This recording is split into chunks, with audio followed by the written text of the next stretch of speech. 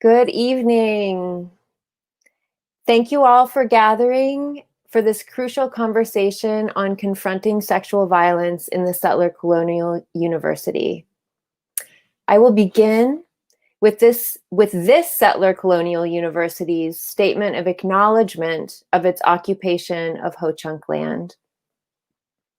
The University of Wisconsin-Madison occupies ancestral Ho-Chunk land, a place their nation has called Dejope since time immemorial. In an 1832 treaty, the Ho-Chunk were forced to cede this territory. Decades of ethnic cleansing followed when both the federal and state government repeatedly but unsuccessfully sought to forcibly remove the Ho-Chunk from Wisconsin. This history of colonization informs our shared future of collaboration and innovation. Today, UW-Madison respects the inherent sovereignty of the Ho-Chunk Nation, along with the 11 other First Nations of Wisconsin. In 2019, after the university enshrined this statement on a heritage marker, the Educational Innovation Initiative funded the Our Shared Future Heritage Marker Grant opportunity in order to spark learning and deepen understanding about the Ho-Chunk Nation through meaningful learning experiences across campus. The Department of Gender and Women's Studies proposed to use our Heritage Marker Grant to explore how we might transform our own teaching, research, and advising in view of the historical and ongoing violence on which our campus was founded, and in view of the university's stated commitment to Ho-Chunk sovereignty. Also to confront the links between settler colonialism and gender-based violence, and to learn to teach about these themes without replicating patterns of harm. To understand what it means to teach, learn, and live in this place, and to listen to thinkers, leaders, cultural workers, and healers from the Ho-Chunk Nation and other Indigenous communities. It was in view of this that we invited internationally renowned Muskogee Creek feminist legal scholar, attorney, and anti-violence visionary, Sarah Deer. Sarah, in turn, called us to honor these aims by also inviting her mentor, Bonnie Clairmont, Ho-Chunk tribal member and longtime survivor advocate, as co-presenter. Bonnie and Sarah, we are so honored and grateful that you are here with us tonight. A note about content. We recognize that tonight's content may be triggering. Throughout the conversation, the University Health Services, Rape Crisis Center, and StrongHearts Native Helpline hotlines will be scrolling on the screen. Additionally, please feel free to log off or step away if you feel overwhelmed. This event has been made possible by the Our Shared Future Heritage Marker Grant. I would like to thank our campus co-sponsors as well: the Wisconsin Union Distinguished Lecture Series, the Native American Center for Health Professions, the Great Lakes Indigenous Law Center, the Indigenous Law Students Association, the American Indian Studies Program, the Department of Political Science, the Folklore Program, the Borghese Mellon Workshop on Care, and the UW Law School's Human Rights Initiative. Thank you also to the members of the Our Shared Future Working Group, and special thanks to Omar Polar. Thanks also to UW's PAVE, promoting awareness, victim empowerment, and to Dan Cornelius and the Native Foods Network. Finally, I would like to express deep gratitude to Kasey Keeler for moderating, and to Janice Rice for giving the welcome and introductions. I now have the great privilege of introducing Janice.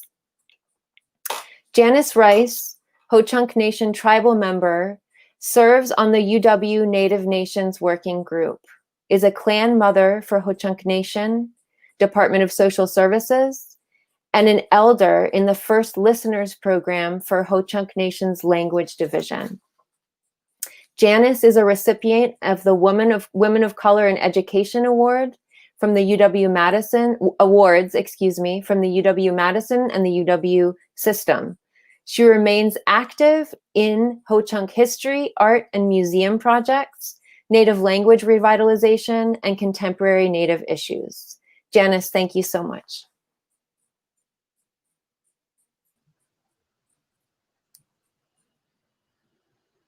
Hijankishana hochjana pi hini karagiwi. Ho-Chunk rajla hinugi jawi hingaire. Hunchiki karachija wa onakshana. Hochjana de hinuk nubihi worak hokirach a ehairek jane. Mauna hikijo unkjanawi. Mauna wankshik hinugra wajapi hokiwairek jane. Eske mauna wa inigina winio. Good evening, friends, relatives, and colleagues. I'm honored that the conveners from Gender and Women's Studies have invited me to provide an opening welcome in my native Ho-Chunk language and an introduction to our esteemed speakers and moderator. This evening, you will hear from two outstanding Indigenous women who have felt the pain and challenges of violence and sexual assault. Through their years of commitment to the safety, health, and well-being of Native women, they have shed light upon issues which have long been hidden. Tonight, you'll hear about their collective work, which has inspired greater protections for Indigenous women in rural and urban communities across the nation. With the utmost pleasure and a sense of pride, I introduce our first speaker. Bonnie Clairmont, Ho-Chunk elder and woman of distinction, is currently the Victim Advocate Specialist for the Tribal Law and Policy Institute in St. Paul, Minnesota. In our Ho-Chunk kinship system, she is my kunika, my grandmother. She is from a highly respected family and follows the teachings of our ancestors. She abides by our values, which have guided her through a career path of advocacy. In her previous position, she was an outreach client services coordinator for sexual offense services in Ramsey County, a rape crisis center. She is a leader in creating sexual assault response teams, nurse examiner programs, and a multidisciplinary approach in sexual assault protocols. For over 25 years, she has worked to improve services for victims and survivors of sexual assault, battery, and child sexual assault. A strong, educated woman of commitment, she is also the co-editor of Maze of Injustice, Failure to Protect Indigenous Women from Sexual Violence in the USA. Kunika Oniki Khade. I have great admiration for our second speaker, Sarah Deer, Muskogee Creek Nation of Oklahoma, who is Chief Justice for the Prairie Island Indian Court of Appeals in Minnesota. She is an attorney, professor, and advocate for Native women who have faced the challenges of violence and assault. She is currently Professor of Women, Gender, and Sexuality Studies with a joint appointment in the School of Public Affairs and Administration at the University of Kansas. Her 2015 book, The Beginning and the End of Rape, Confronting Sexual Violence in Native America, has won acclaim in academia and Indian country. With a long history of advocacy for Indigenous women, she has gained Carnegie and MacArthur fellowships and awards from the American Bar Association and the Department of Justice. With her high visibility, skilled testimony in Congress, she has earned a position on the Attorney General Eric Holder's Committee on Sexual Violence in Indian Country. With these achievements, it comes as no surprise that in 2019, she was inducted into the Women's Hall of Fame.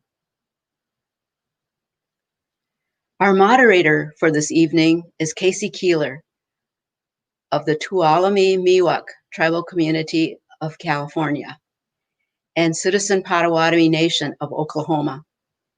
She is an assistant professor in the School of Human Ecology with a joint appointment in American Indian Studies here at UW-Madison.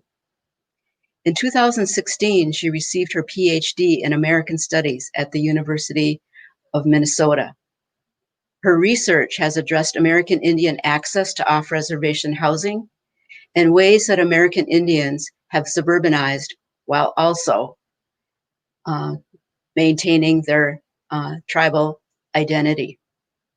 Her book, manuscript called American Indians and the American Dream, Policies, Place, and Property in Minnesota, has drawn from her interdisciplinary research in demography, history, land, and autoethnography. With her experience in engaging us in 21st century thinking, she is well poised to be our moderator for this evening. Please join me in welcoming our moderator and our illustrious speakers.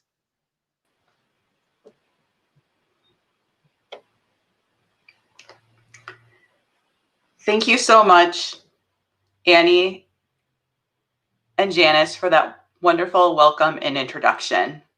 To begin this evening, I want to ask Bonnie to share some highlights of her work in a bit more detail.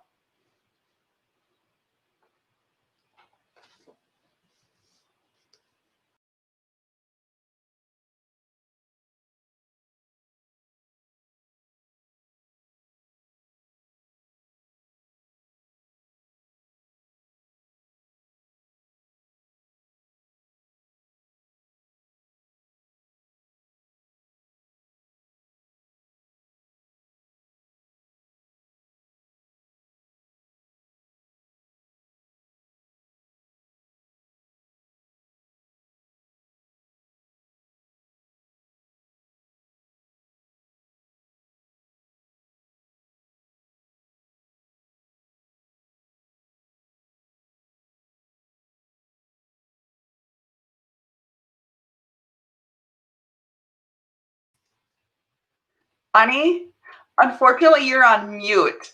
Oh so my God. Start over. I just did that too. Sorry. I want to say thank you so much for having me, inviting me to visit with you all this evening and share information along with my dear friend, Sarah.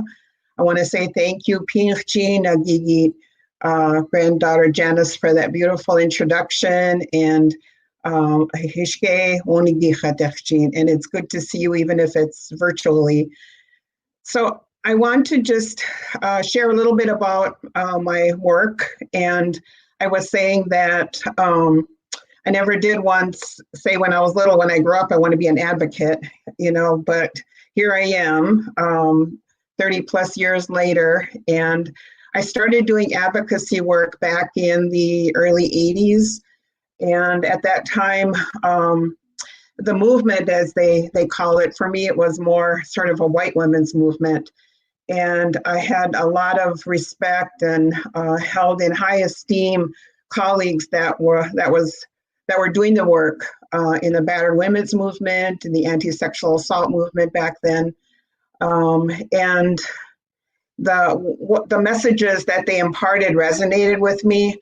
I was raised by a very strong grandmother, taught me values about standing up for your beliefs, standing up for justice if something is wrong. I come from the Bear Clan of the Ho-Chunk Nation. My role as a Bear Clan person is to bring peace, sort of be a security of our nation, our law enforcement, if you will. And I really took that to heart, in the work that I do. I didn't go into law enforcement, but the importance of justice has always been really important to me when I talk about advocacy and working with victim survivors. So that's what's really kept me inspired, kept me motivated in this work of advocacy, along with the importance of putting it within a context, putting healing within a context that's relevant to us as Native people, because that wasn't happening in a lot of the work that I was doing as an advocate in the sexual assault movement. We often would just send people off to therapy or behavioral health, and that wasn't working. And I wanted to really bring it home and make it relevant to Native sisters and those who were victimized by sexual assault. So that's really the beginning of my work. And here I am with the Tribal Law and Policy Institute, invited by Sarah to apply for this position like 16 years ago. And I've had the opportunity and the honor and privilege to travel all across country and work with tribes who are developing programs to address these horrific crimes that are happening to our relatives out there. So it's really brought me this far, and I love the work. It really doesn't even feel like work sometimes. So that's what I wanted to tell you about my work, and I've had a lot of opportunity to work with such wise, powerful, strong, intelligent, intellectual women all across the country, including my friend Sarah. So thank you very much for giving me this time. Thank you so much for that, Bonnie. It's so powerful to hear you speak as a Ho-Chunk woman and to draw on your identity and culture to help other survivors. Next, I want to ask Sarah the same question. Can you provide a bit about the highlights of your work, and more specifically, how you and Bonnie came to know one another and the work that you've pursued alongside each other? Well, first, thank you to everyone who has made this event possible. I'm an Oklahoma Indian who grew up in Kansas, and I'm really cognizant of land acknowledgements, which are becoming sort of the trend now with universities, is to acknowledge the land that was stolen or ceded by tribal nations that universities now sit upon. So I'm particularly pleased to see that your institution not only provides that land acknowledgement, but is looking for ways to effectuate that acknowledgement. Because for me, it can just be window dressing if there's no action that accompanies that acknowledgement. So I really, really appreciate the effort that's gone into creating these kinds of events to go along with the land acknowledgement. And that's why when I was invited, I said, I'm not Ho-Chunk. I can't speak for Ho-Chunk people. I'm from a completely different tribe, completely different culture. And I didn't feel it would be appropriate for me to be the only speaker at an event like this. And so I'm just thrilled to bring Bonnie with me to provide that perspective. The way that I met Bonnie is kind of a funny story. My first job out of law school was working for the United States Department of Justice. In fact, I got on a plane and moved to Washington, D.C. the day after I took the bar exam in Kansas. And I took a job in the Violence Against Women office, which is a sub-agency within the department. And in that role, I was fresh out of law school, had a lot of ambition and excitement and energy. I had the opportunity to travel around, and I was a grant monitor. So if you are somebody that works with grants, you probably know a little bit about what I do, or I did. And I would travel around to see how the money that we distributed was being used. And so I met a lot of the leaders in this movement, people I'd only read about in books and read their articles, but never met in person. So it was an incredible opportunity. And one of the first conferences I attended was a Victims of Crime conference. I believe it was in Tulsa. I can't remember now, but it would have been back in 1999. And I went to a workshop that Bonnie put on about sexual assault advocacy in Indian country. And I was so excited by the way that she approached the issue, because it was the kind of work that I wanted to do, kind of making the connections that she made. And I remember that she shared a poem or a writing, I can't remember, from a survivor who called herself Deer Woman. And Deer is my surname. It's a Creek name. It's also a Menominee name. So people in Wisconsin might hear Deer in the Menominee culture, but it's also a common surname in the Creek Nation. So when she said Deer Woman, I immediately realized that I needed to make a better connection with Bonnie. And so I introduced myself and we stayed in touch. And I was thrilled when she came to join the nonprofit that we work for, the Tribal Law and Policy Institute. My work as an attorney gives me different skill set. I was a rape crisis advocate myself between 1993 and 1999. And while I was a student, right, while I was an undergraduate and then a law student. And, that's probably where the best education came from. Because for me, survivors are the experts. Survivors know way more than somebody who simply studies the problem. And so I think if you're a student right now, you're thinking about your career path and how you might be able to participate in the movement as part of your career. I highly recommend that you consider doing volunteer work for an organization that deals with survivors, because you will learn more in that work than you will ever learn in the classroom. Now, in terms of what I can do with my law degree, in the last few years since joining academia, which actually wasn't part of my plan, it makes sense now, but I didn't leave law school wanting to become a professor. There's a couple things that I'm able to do in the privileged role of being in the ivory tower. The first is to lobby Congress and go to Capitol Hill, which I've done numerous times, and try to get laws passed that will allow tribal nations the freedom to protect the people of their nation in the way that makes the most sense, right? So there's all these barriers that federal law has created. We're trying to remove those barriers. So that's one kind of work that I do. The second is actually in federal courts. So there are a lot of Supreme Court cases, federal cases of all kinds actually, about Indian law, Indian jurisdiction, tribal nations, and we don't have a great track record as Indian people with these courts. We lose about 70% of the time in the Supreme Court. And so what I've started doing in the last 5 or 6 years is filing briefs in a lot of these federal cases. Now, I'm not representing the parties. I don't represent the people who are actually litigating, but I represent Native women. And I work with a Cherokee attorney named Mary Catherine Nagel. And she and I have submitted, I believe now, 7 briefs to the Supreme Court on behalf of the stories of Native women. It's called an amicus brief. And it has to be all legal and formatted in a special way, but it's really an advocacy proposal to the court to make sure that when the court makes a decision, that they're thinking about the ultimate outcome of that decision and understanding that survivors deserve to be part of a strong tribal nation that can take action when people are harmed. So I do that work in addition to teaching and writing. And I've always wanted to do this kind of work. And I feel very, very fortunate that I've had the opportunities that I've had. But I really didn't know I grew up in Wichita, Kansas. So I didn't grow up in Oklahoma. I didn't grow up around other Creek people.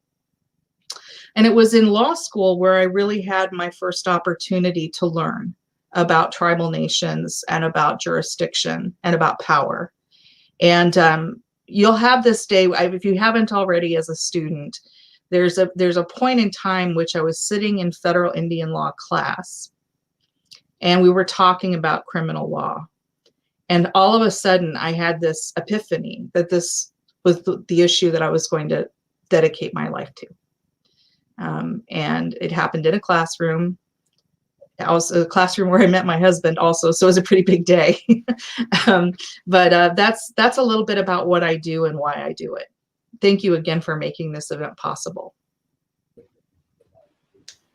Thank you so much, Sarah. I appreciate that background that you share with us and your wise words reminding us that survivors are, in fact, the experts.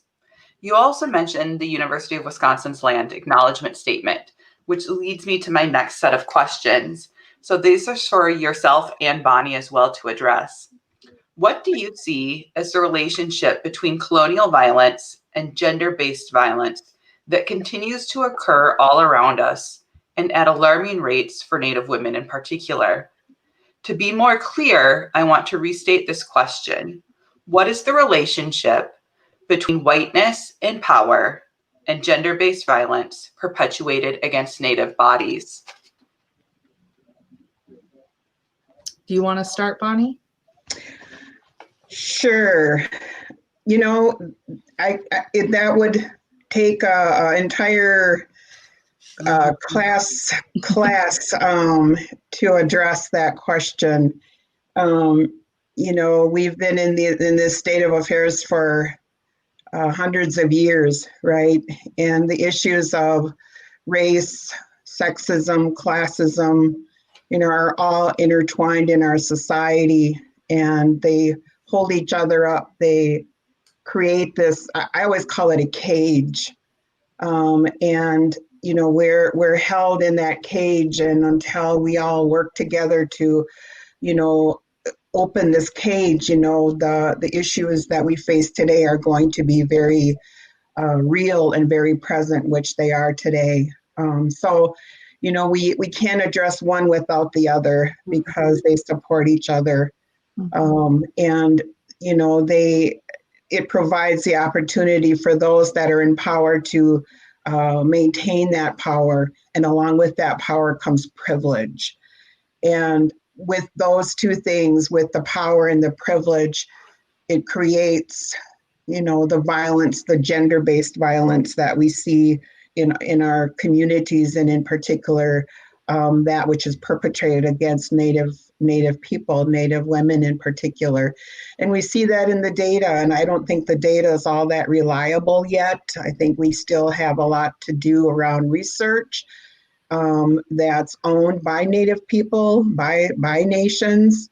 So lots of work still to be done. And, you know, in our country, in our contemporary society, it's still the white man that holds the power, even though we now have women of color and Native women who are breaking that ceiling, right? Even with our new vice president-elect, we're starting to break that ceiling. So, and I always say, you know, opening that cage of oppression and unlocking it, you know, and it's one election at a time, it's one law at a time, and one class at a time, one book at a time, till we fill the room with books. But yeah. And what I want to add to that, Bonnie, is, you know, I think there's still a perception among mainstream Americans and well-meaning people. There's been such a lack of education about Native issues in most states. There are a few states that mandate, you know, a unit in public schools, but by and large, there's just a lot of ignorance. And one of the things that I think is a myth that a lot of people believe is that, oh, all the bad things happened a long time ago. The bad things that happened to Native people were in the 19th century, in the 1800s. And there's the fact of the matter is they are still happening. And I'll give you a very specific example. Last summer, my tribe, the Muskogee Creek Nation, won a historic Supreme Court decision in July. It was, I think, as monumental as Brown versus Board of Education, as monumental as Loving versus Virginia, that allowed recognized interracial marriage. It's a landmark case. And the state of Oklahoma is doing everything in its power, and I mean everything, to undo that decision. The decision recognized our reservation because we had a treaty with the US government in 1866 that promised us this land forever. And the state of Oklahoma has been acting as though that reservation doesn't exist. And the court said, yes, it does. And the state of Oklahoma is doing everything that they can to take our reservation away. And they're not even being secretive about it. They're being quite open about it. And so, you know, when we think about like the violence as something that happened in the past, the concept of settler colonialism is that it is ever present and it's ongoing, right? So we won this big case, and now we have to continue to fight to have our reservation recognized. So it's not just something in the past, it's ongoing. And violence against women threatens tribal sovereignty. Because if your women, your two-spirit relatives are not safe, then you cannot be a strong nation. So we have to understand sovereignty and safety together. Thank you for those responses. I heard both of you speak to power and privilege and lack of education. It's contributing to the issue of gender-based violence against Native women in particular. Sarah, at the end of your comment, you were hitting on historicizing this violence. Can you dig a little bit deeper and say a little bit more? And Bonnie, you're welcome to chime in on why it is important to historicize gender-based violence committed against Native bodies. What we see happening today in 2020 is not isolated occurrences, right? They have much longer roots in history. Mm-hmm. Well, one of the things that has been part of the national dialogue, especially in the last year or so, with the current president making decisions inconsistent with what had been happening before, is that we can trace this violence against Native women to Columbus. And Columbus Day is falling out of vogue, often being replaced with a holiday called Indigenous Peoples Day.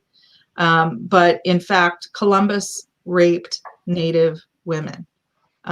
It's in the books, it's in the journals. They wrote it down themselves, right?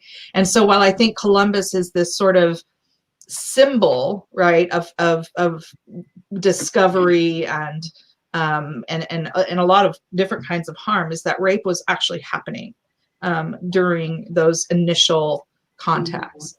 And then if we think about, for example, the Trail of Tears. So I was one of my people are one of the tribes that were forced west to Indian Territory by the federal government at gunpoint and bayonet point. And during that time period, I think a lot of people have heard of the Trail of Tears, and it's often associated with Cherokee Nation. But there were 5 of the tribes that were moved in that way. And rape was happening during the Trail of Tears. And we don't often talk about that, but I've gone back, looked at a lot of missionary journals, a lot of observers. There's documented accounts of rape happening during those mass removals. And there was never an intervention for it. There was no court that you could go to. There was no police that you could report it to. In fact, if you told your male relatives and they tried to protect you, they would be killed. So it's been part of all of these destructive policies. Rape has been embedded in the way Native people have been treated. And until there is a massive decision made to intervene holistically, nationally, and a commitment to ending this, it will continue.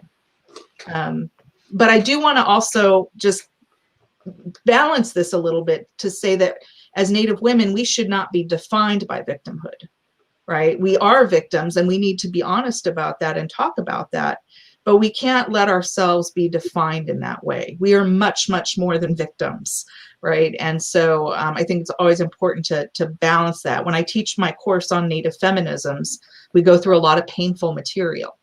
And so I have an exercise that each student at the beginning of each class introduces. I give them a name of a prominent Native woman or two-spirit activist, and their assignment is to present the story of this particular person, so that we balance our classroom time between talking about the struggles and talking about the successes.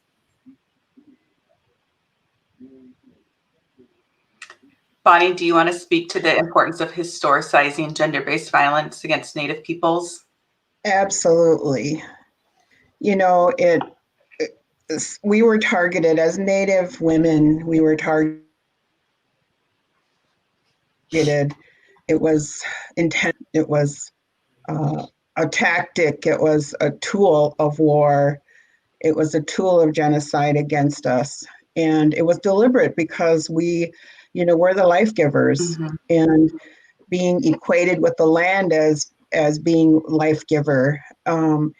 We were targeted for that reason, in part because if you attack women, then you, of course, you know, that's the future. And so, you know, that's part of our history, that, you know, we were targeted simply because we were women, and also because we're Native. And again, that's the, you know, the importance of addressing the racism and the, you know, the gender-based violence together, hand in hand. And, you know, we were invisible. And it's, you know, either you're invisible or you're objectified, right? So the violence that was targeted towards us then sort of became acceptable, you know, to people.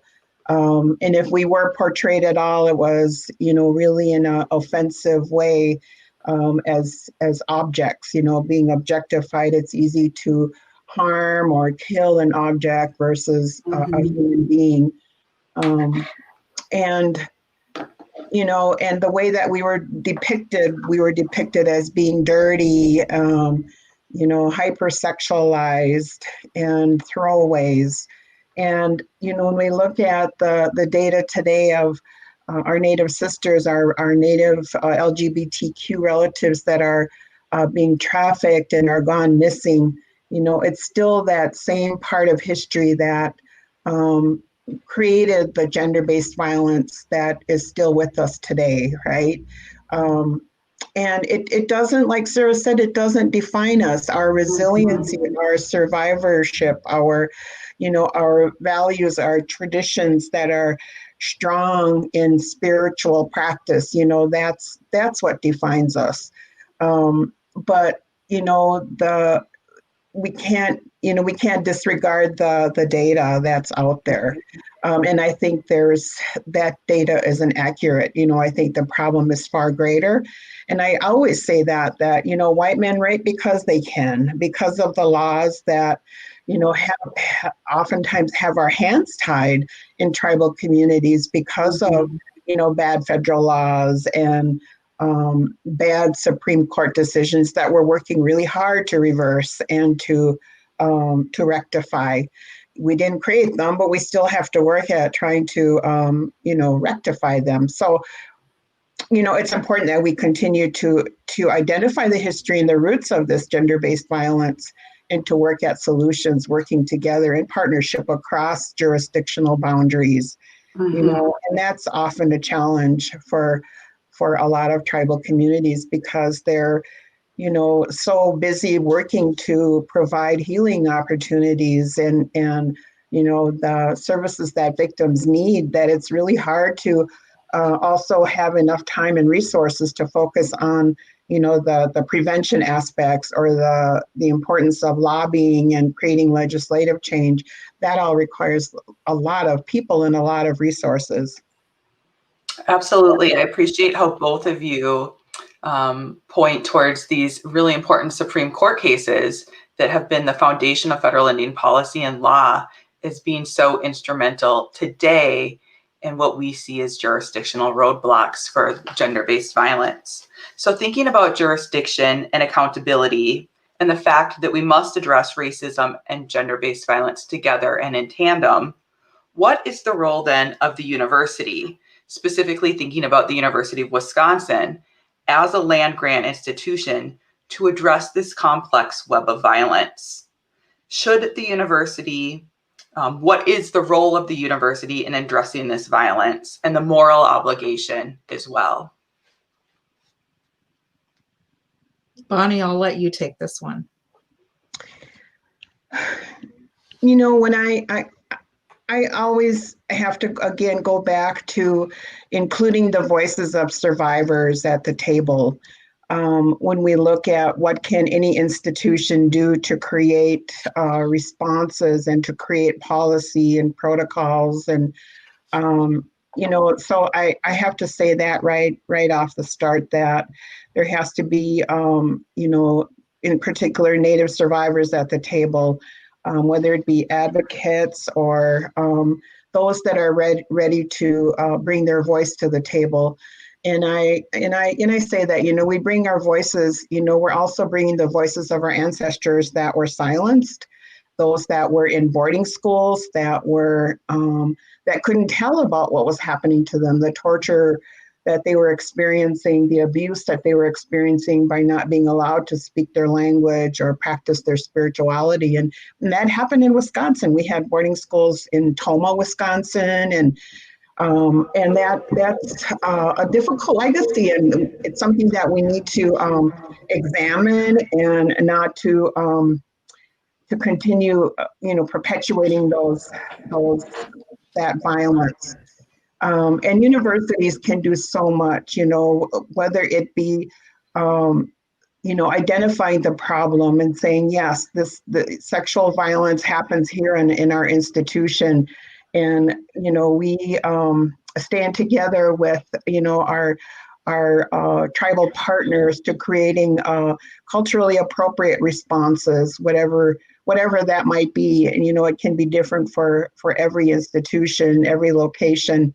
I had a kinship daughter that worked here at the University of Minnesota, and she developed what was called an elders council.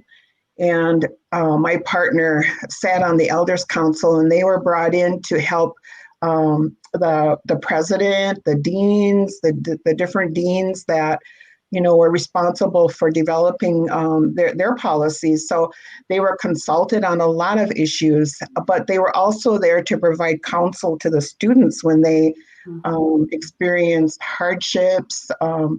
And they also wanted to learn more about sexual assault response, which I thought was really good, because they said in the course of meeting with students on campus, many of them had been raped, you know, because the incidence of rape on college campuses is very high. And our Native students are experiencing rape at a really high level, just like any, you know, other students that attend higher education institutions. So it's oftentimes a climate where, you know, rape culture is, you know, not often addressed adequately. So, you know, I think institutions have a lot of work to do, and I think they're already starting to do a lot of that work to addressing the historical roots of the problem, but also incorporating or inviting other communities and tribal communities in particular to help them address the problem. And I also think that a good way to effectuate a land acknowledgement is to build Indigenous issues into the curriculum that's taught at a university. You know, I struggle honestly with land acknowledgements if there's no action affiliated with them. And so the question then is, how do we bring our history and the land that we sit on into the classroom? And it's somewhat easier to do that in the humanities as opposed to STEM, right? Because you have history, you have sociology, you have American Indian studies, right? That it may lend itself to being a way to build in curriculum about the history of the land. But I don't think we should give up on the sciences either, because of course Native people are botanists and have knowledge of the stars and the moon, and so we are scientific, and I think that gets missed a lot. I think we're sort of thought of as Native people are subjects of history and women's studies and those kinds of things, but Native people are scientists too, and so I don't think it's an excuse. I think it's sometimes a little harder to bring it into the science curriculum, but it can be done, and I think that there's an obligation on behalf of a university that sits on stolen land to bring Indigenous identity into the classroom. Absolutely. I thank you both for those responses. And I appreciate how, Sarah, you built on your initial response and thinking about what does it mean to go beyond a land acknowledgement. And then Bonnie also factoring in Native communities as part of these conversations with universities. So in the spring of 2016, a healing ceremony at the University of Wisconsin campus was held at the DeJope Residence Hall. The healing ceremony was specifically for Native victims of sexual assault. It was disrupted by fellow UW students who chanted stereotypical war whoops from a nearby dorm window. Building on this, what can a healing space on campus look like for survivors of gender-based violence, Native survivors in particular, and have either of you seen any models of a healing space on campus? Well, that's a terrible thing that happened, and there's no excuse for it. Racism has no place in the university, and especially to mock survivors of any race is deeply, deeply troubling.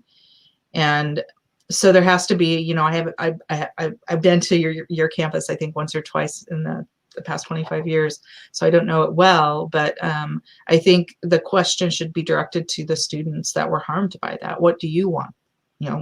We'll create what you want, but you decide, and we will help it happen, right?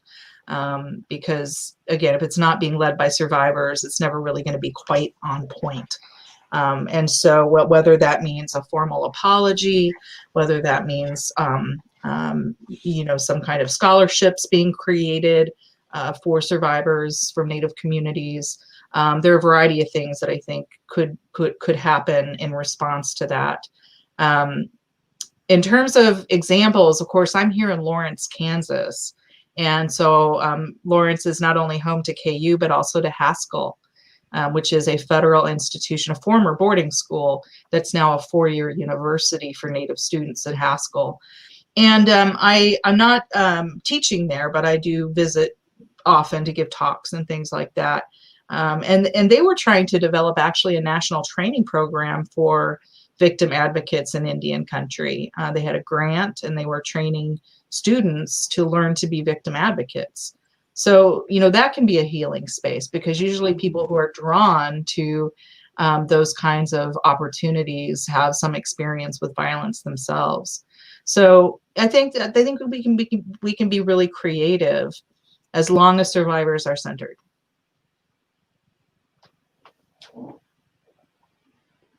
Bonnie, you're muted again.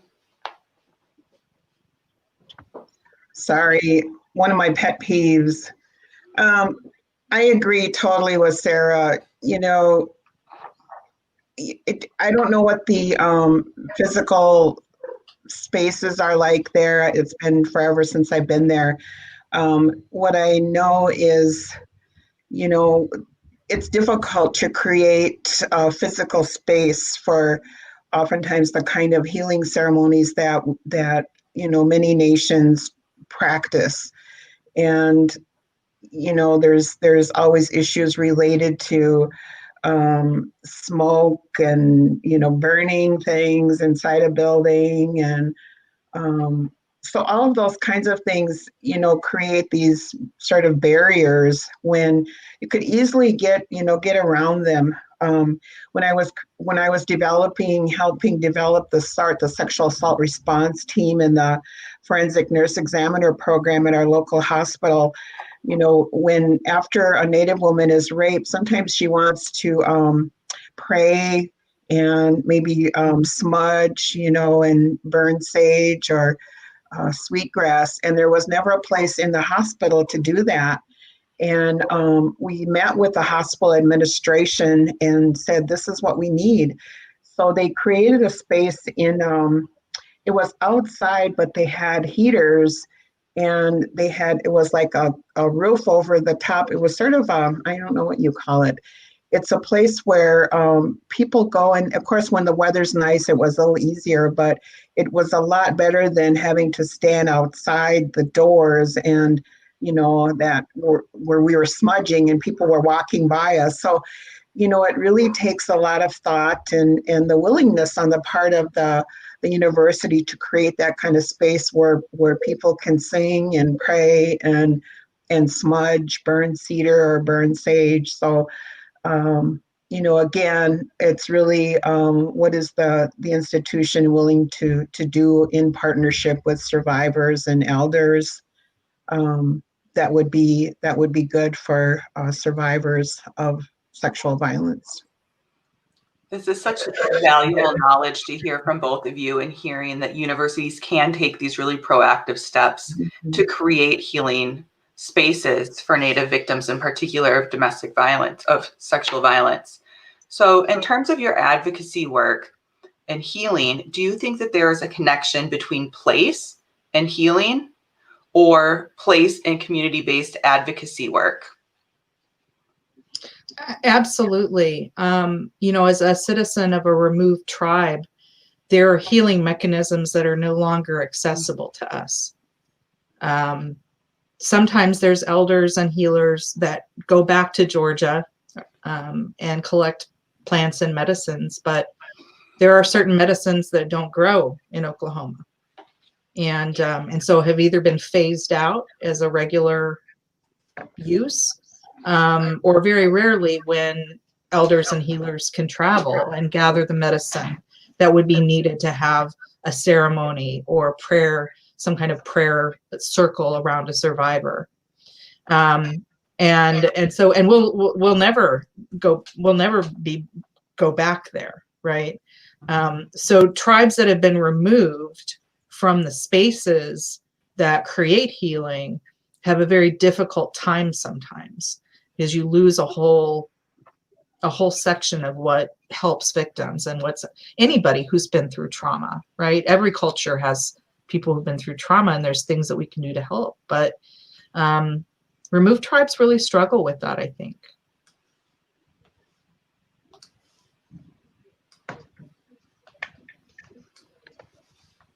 Bonnie, what has been your experience with healing and place, particularly working in an urban atmosphere of Minneapolis and St. Paul, where many of the survivors that you see are from other areas? Yeah, it can be challenging.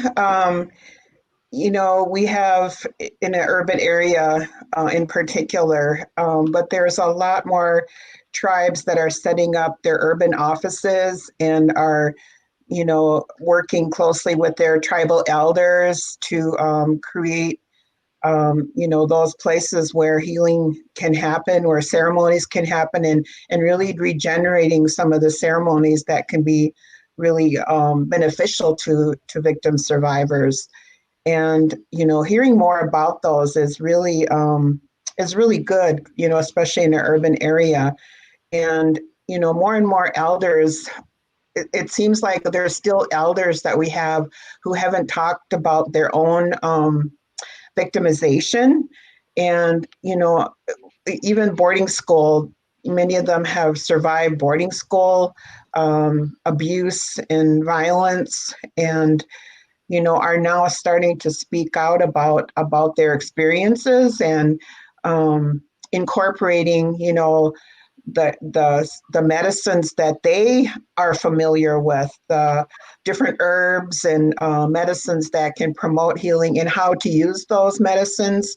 They're starting to use them, and it's also helping them as elders, and just to see that kind of elders working with younger people, and in places that are safe, and especially women working with women. I've done some work around sexual exploitation, sexual abuse that's perpetrated by Native spiritual leaders, and it's a challenging topic to address, because we've relied so heavily on our men relatives to provide that kind of ceremony, and in our circles, and many of them have been inappropriate in a lot of different ways, whether it's through sexual harassment or actual sexual abuse behavior. So I always, we're talking more and more about having women, helping women in those spiritual circles to make sure that they're safe. And also really encouraging organizations and victim service programs to really make sure that the spiritual leaders that you utilize are safe. And, you know, we have men who have a lot of internalized oppression is what I call it. You know, they have taken the tools of, you know, oppressors and have used them to their advantage, and that gets to be really dangerous, you know. So we have to be really careful about the kind of people that we invite in to help survivors, so that we're not re-traumatizing our relatives who've already experienced enough trauma. Thank you both again for those responses and drawing connections between removal and the violence that we see today, but also the important work of Native women, helping other Native women. I have one last comment before we move on to questions coming from the audience and viewers, or one last question, and that is in thinking about the work of both of you, which you have dedicated your lives to over the last several decades through direct service, advocacy, and education, both on college campuses and off. And what do you see as the next steps? If you were to have this magical power to write a letter to the universities, what would you ask them to do, tangible steps for those in charge that do hold the power? Well, I'm working on the very similar issues here at the University of Kansas. And we're kind of in an unusual situation because none of the tribes that occupied the land where the university now sits are still in Kansas. They're all in Oklahoma now. And there's 4 tribes in Kansas, but none of them are originally from this area. So I think being in that situation is complex.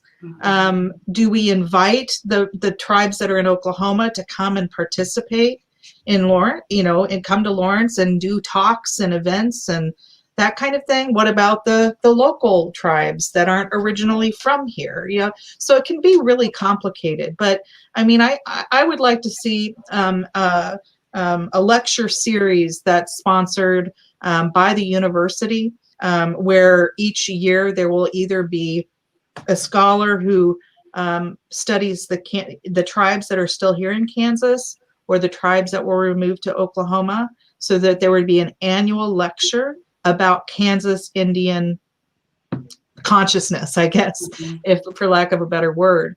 I'd also like to see any journals that the press, the university press has, or books, that there's a special place in that work to make sure that scholarship and literature about Kansas Indians receives the recognition that it deserves. I'd like to see scholarships for Native students that are from the removed tribes and the local tribes. I think we've got to put our money where our mouth is, and it should be costly. It should take a chunk of the budget. And I know that's really hard to say right now in COVID, because universities are struggling. But if you're going to really effectuate your land acknowledgement, you need to invest in these efforts. That's how I think about it. My wish list, do you have a couple hours? We can forward this on to appropriate folks. Oh, I have a long wish list. Everything from, you know, curriculum that looks at rape culture, how to address rape culture, changing the climate that contributes to the existence of a rape culture within a college, a university setting. What does it take to dismantle that? To have a curriculum that's culturally relevant, taught by, you know, women who, like Sarah, women who, you know, understand sexual violence and, you know, the roots of the violence. I would like to see a whole entire degree devoted to it. I also love to see, you know, more instruction on advocacy at a higher education level. I want to see universities have better policies and protocols in their response that's culturally appropriate. You know, it's kind of hit and miss yet. in a lot of institutions, in a lot of higher education places, even in Native colleges, where rape happens, they just still struggle with it. They don't know quite what to do. They rely on non-Native services, which I totally understand, but we have to be able to pull ourselves out by the bootstraps and figure out how to respond appropriately when a Native relative is raped, rather than shipping them off to behavioral health right away or to therapy. It's not always the answer. So there's still so much work to do. We just need to have more resources, and like we're saying, more places for healing to happen. And I really am a proponent for looking at the importance of justice in order for healing to happen. And I think university administrators and faculty and deans and all the different departments need to look at that, to create that kind of awareness that, healing is wonderful, but we also, we need to have a sense of justice for survivors, and that's not always happening in all jurisdictions, nor is it happening in university settings. And it scares me when we start talking about defunding police departments. It's like, I don't know, that's kind of taking it to an extreme. We need to have some order and some response, because whether it's traditional, whether it's utilizing our bear clan, whatever that might be, we still need to have some sense of a correctional response, right? Because the crime of violence, the crime of sexual assault is still a very violent crime, and there needs to be consequences. There needs to be that kind of response for the kind of egregious crime that it is. So it's like defunding entire police departments. No, I don't think that's going to work. So I could say so much more, but bringing in elders.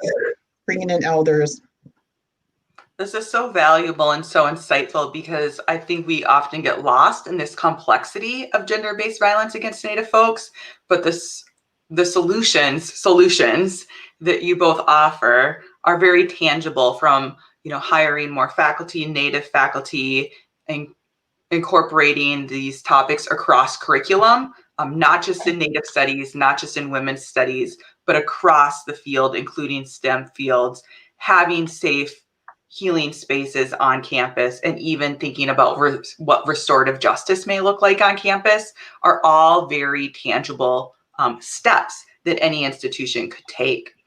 So Bonnie, you mentioned police, and one of our first questions from the audience is this: many are discussing the need for preventing sexual violence without involving the police. What are your thoughts on this, particularly amidst efforts to defund the University of Wisconsin Police Department and other police departments as part of this broader abolitionist organizing?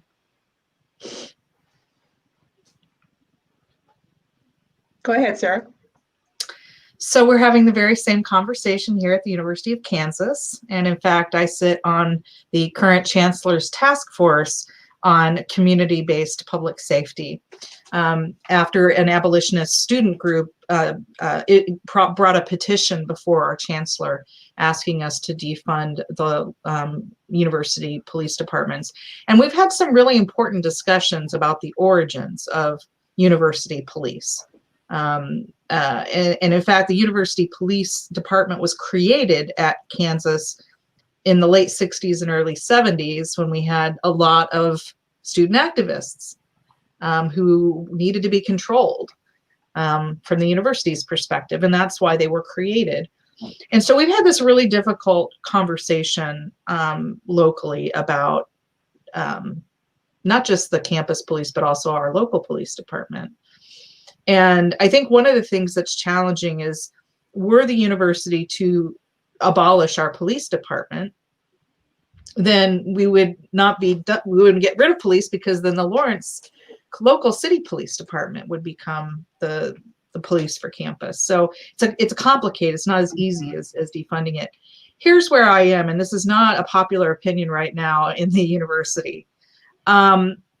I believe that we need to decriminalize a lot of behavior. I believe that people who are addicted to substances should not be warehoused for years and decades. I think there are many crimes where we overreact and we're very punitive as a culture, and very dependent on incarceration as a solution to crime. And I think that the critique of that kind of system is very well placed. And I'm going to say but I'm going to say and I believe there are dangerous people who will not stop abusing people, and they need to be removed. Now, that's maybe a minority of the prison population right now, would be people that are truly predatory, repeat offenders, but they're there. And if the voices of those victims are not part of the abolitionist conversation, then they're not going to support it.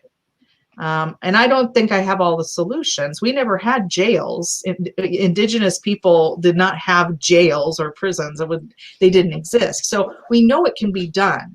But I'm not in favor of a complete elimination of criminal justice systems for violent, serial, predatory offenders. And I'll probably get on a blacklist somewhere now because of that. But I mean, there are survivors that don't want their perpetrators to go to jail, but there are survivors who do because they know it's necessary for their own safety. So that's my spiel on that. You know, like I said at the beginning, we have our clan system, and the Bear Clan are our police for our tribal nation. And, you know, and I believe in a type of community policing. And, you know, I think the safety, if you put it back in the hands of the community, this is, you know, the importance of protecting one another is a responsibility of the people, to look after one another, to keep peace. And, you know, we had our own traditional forms of justice, including, you know, our clan system for Ho-Chunk people.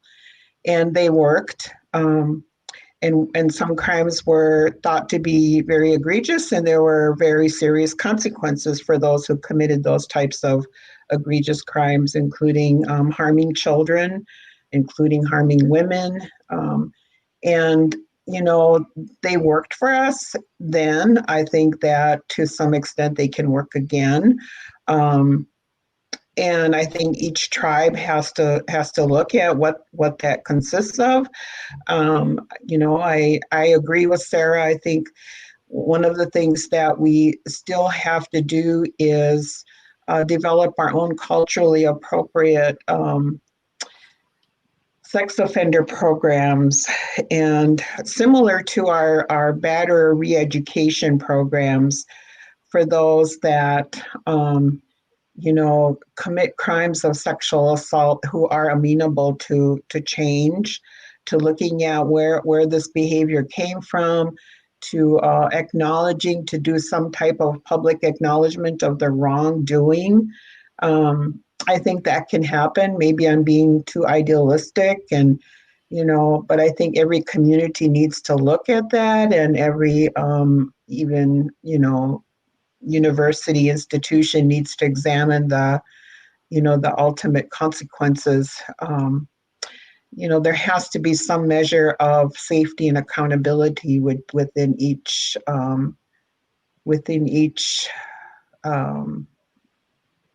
place, you know, whether it's within a tribal nation or a university setting. There has to be a system of safety and accountability. And what that looks like is up to the people that live there, work there, study there.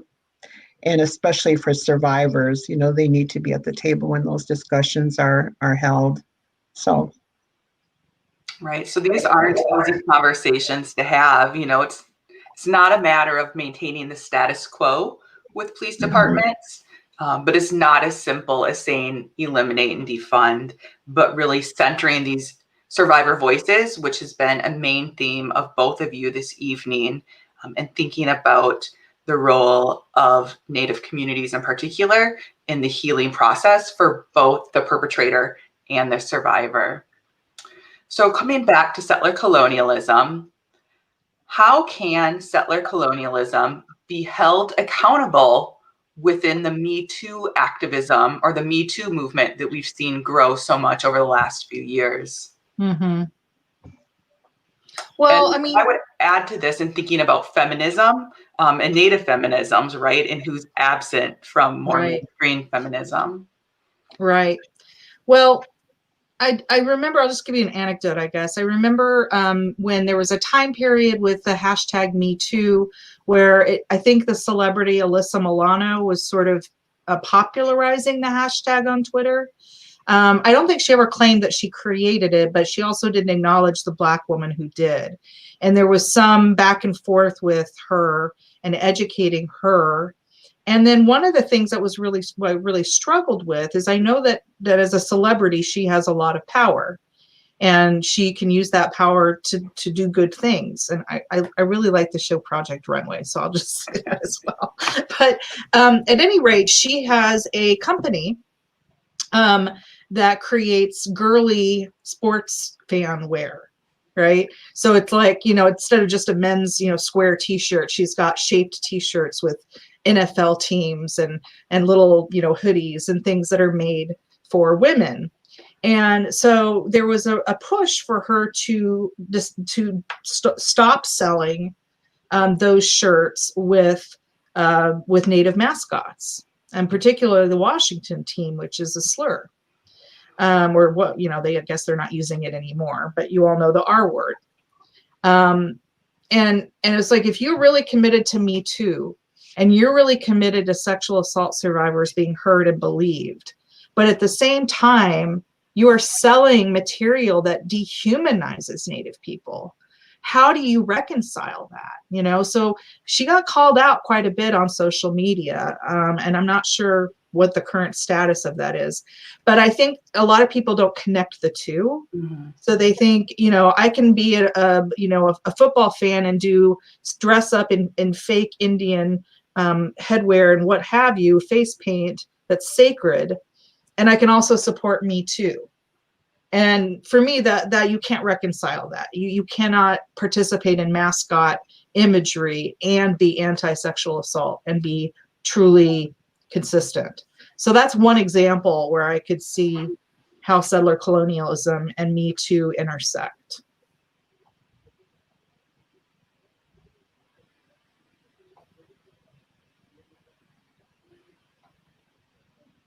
Ditto. It's such an issue of money, greed, power, and privilege, and to be able to address all of that, is we take it on as it happens, with every Halloween, with every, like Sarah said, the mascots and the images, and along with that, it's such a $1 billion industry all across the board.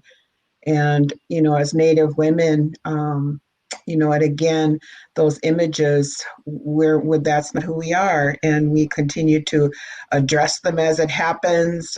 We write letters to those that are promoting those images or boycott, and all of that is still, it's kind of old school, but it's stuff that I still do.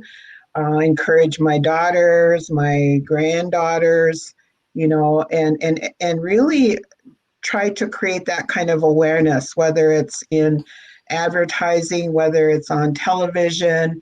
I'm constantly saying that is so inappropriate, that's so offensive, and explain why, and not just say this, it's offensive and leave it at that, but really try to educate our younger generation and identifying it, and after a while, I tend to not be fun to be around, but it has to be done. So, these responses both speak to an early response of one of the first questions that I jotted down in my notebook, and that you can't separate racism from sexual violence, right? So I think that sometimes gets lost in online activism like the Me Too movement, where it's so easy to throw out this hashtag and oppose sexual violence, but not have that self-reflection of what you do in your everyday life that may perpetuate small pieces of racism. So another question that I really appreciate in thinking about students and the student role on campus is, what do you envision as an effective way for student advocates on campus to dismantle rape culture and adequately confront sexual violence against Native people on campus? So very student focused. Well, one of the things I think that we miss a lot of the times in the mainstream effort to end sexual violence and domestic violence is we get, at least when I was being trained, you know, everybody has like a 40-hour training program, something like that, to become an advocate. And the books are the same way. When looking at the movement to end sexual violence, we learn about the heritage of the movement. We learn about how it got started and who was involved. And a lot of that's just wrong. It's often we're told, or we learn that the movement to end sexual violence started in the 1960s or 1970s with white women, radical feminists, right? And we don't tell the story of Sarah Winnemucca, who was the first Native woman to write a book and who documented the extensive sexual violence that her people experienced. We don't talk about Ida B. Wells, right? We're not talking about the women of color who were very active in trying to end sexual violence long before the radical feminists of the 1960s and 1970s. So I think a good place to start, if you're anti-rape worker, whatever role that you play as a volunteer, paid, what have you, is to really scrutinize how we talk about the movement. Because when we erase women of color who have been leaders in the movement, but maybe didn't get the credit, then we're participating in a way of making Native people and women of color invisible in our story about ourselves. So I think it starts at a very basic level. Like, how are we thinking about this movement? How inclusive are we on campus when we talk about the history of the rape crisis movement, or the feminist movement for that matter? And I think if we start by correcting those kinds of errors, then we will be able to create systems that are more inclusive and less damaging to people of color and Native people. And I also want to just make sure to mention our Two-Spirit relatives as well, or Native LGBTQ people, and making sure that they are also part of the conversation, because they're victimized at rates even higher than cisgender women. So that's an important part of the conversation as well.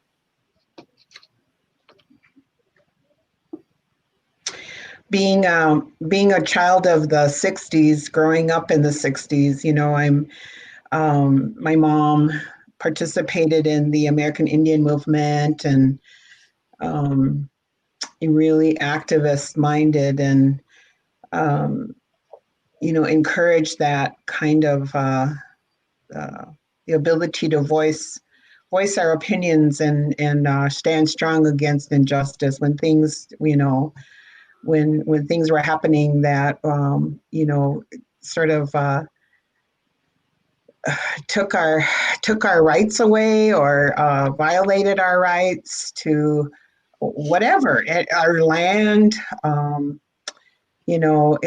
that made life difficult and put up those barriers for us to have free access to things that other people have greater access to. She was always very just adamant that we voice wherever, if it was overt, covert, she picked it out and would stand up to it. And and a lot of the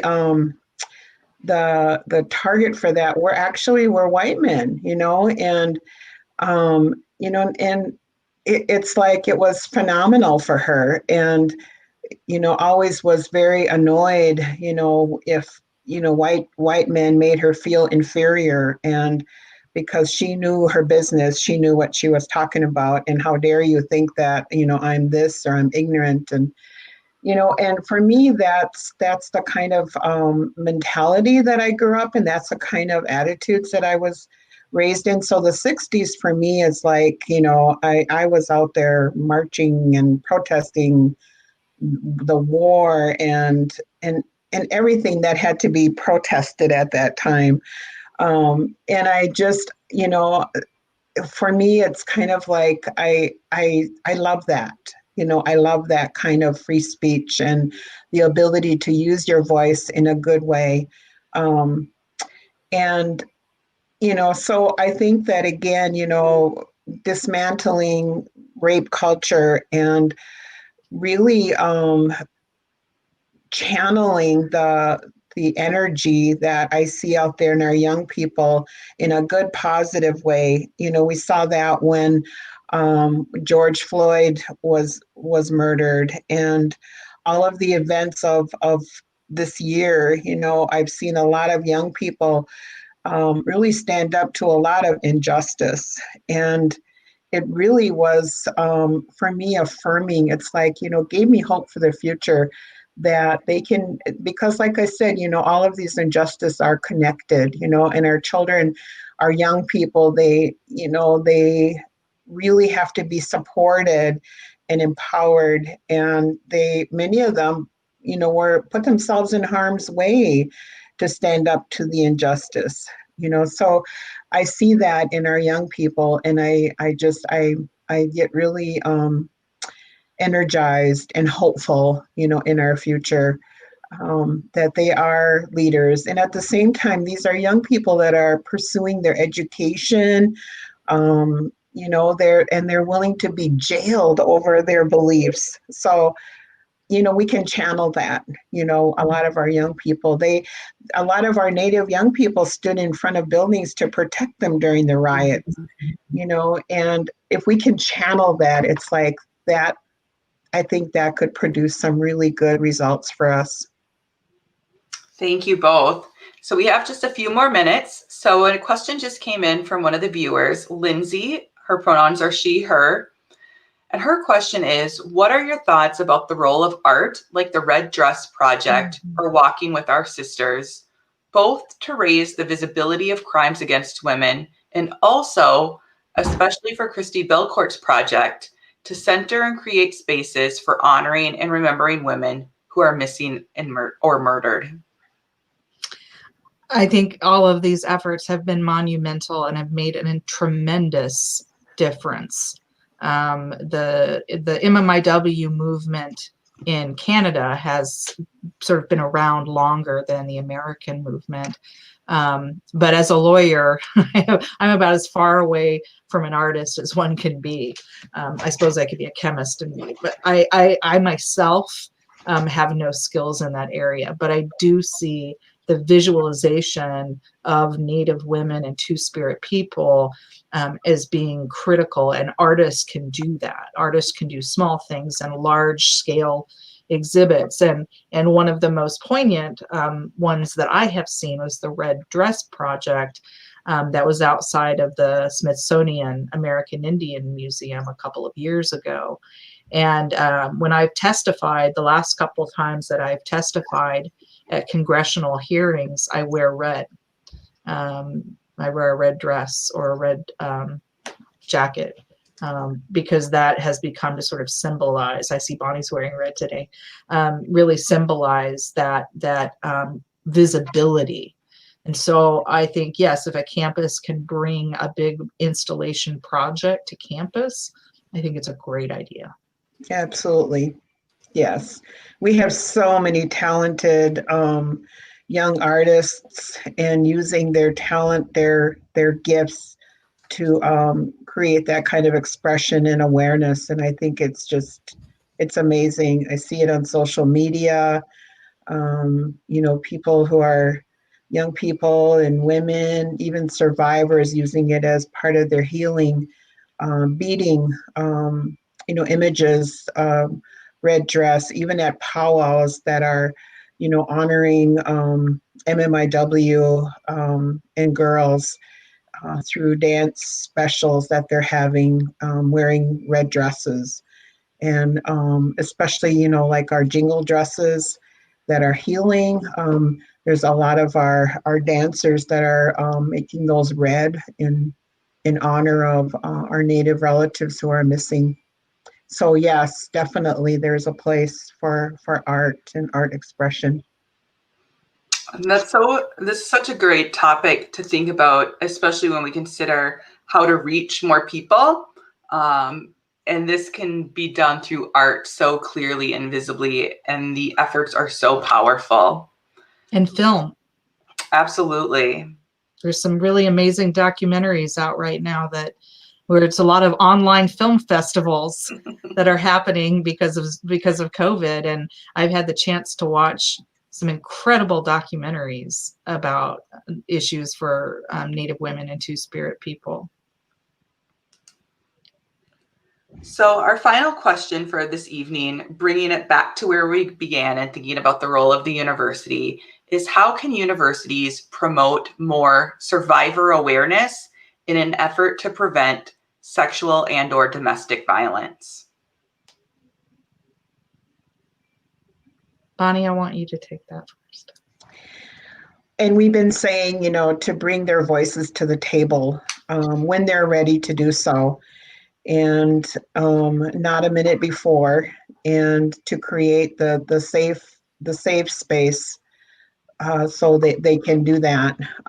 And you know, in every setting, it's really up to the survivor to identify what that means, the safe space, and you know, to listen to them, and because they have, you know, their experiences can really inform in every place, you know, inform policy development and protocol development, responses, creating programs that are culturally appropriate for healing. You know, so bringing their voices to the table is so critical. And you know, using opportunities to, you know, whether it's having, you know, walks to create awareness about MMIW, you know, those all need to be involving, you know, families that have missing or murdered relatives. And that can be really empowering and healing for them as well. But utilizing opportunities to promote education, I think, about these issues is really important. Funding. The university, I think, has a moral obligation to fund survivor-centered efforts. And again, I know that budgets are tight and there's a lot of unknowns about the future of how we're going to teach at universities and, you know, in the age of COVID. But a lot of times advocacy programs on campus are run by a shoestring budget that's not even guaranteed year to year. And that has to change. And I'm not saying that's what's happening at Wisconsin, but it happens where it's just barely funded, right? There's just no real budget to work with. And so I think that universities in those situations need to take a good hard look at where funding is put and prioritize the safety of everyone on campus. Well, thank you so much, Sarah and Bonnie. This is the best way to spend a Monday evening. And it's my birthday. Yes, happy birthday. So in closing, I want to allow both of you to share any final thoughts or closing comments. Well, I guess I would say to any Native person that's tuned in to us who's a survivor,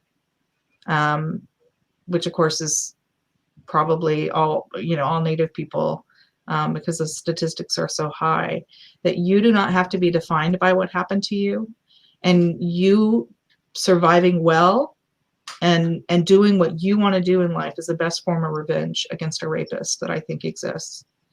And you may not feel strong right now, but you will. It's a hard journey, and you have the right to be angry about what happened to you, and you have the right to be hurt. But it is not your identity. And whether you want to study chemistry or physics or dance or history, or become, a college administrator, or become a police officer. You do what makes you feel whole, right? You don't owe the world anything. All you need to do is to be yourself. And so please be strong and reach out for help if you need it. But just remember, you don't have a big label on your head that says victim, right? You're more than that. So I hope that helps. I just want to say, Piggy, thank you so much for inviting us and having us this evening to give us this time to visit with you all, with one another. And it's kind of like coming home. So thank you, Sarah, for inviting me to tag along virtually. And I'm just I wish we were together. I know, and happy birthday. Thank you. And just thank the university for taking this time to spend on this critical issue. And I hope that people find it helpful.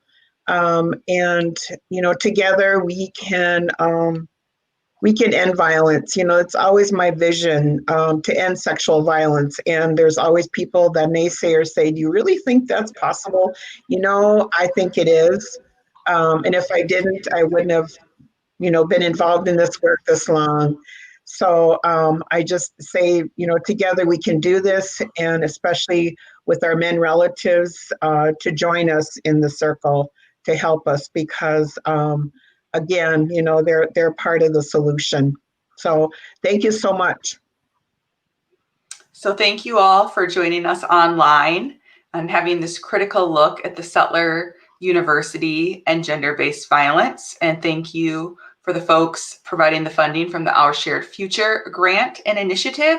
And thank you to the Gender and Women's Studies Department for pulling this event together. So have a good evening.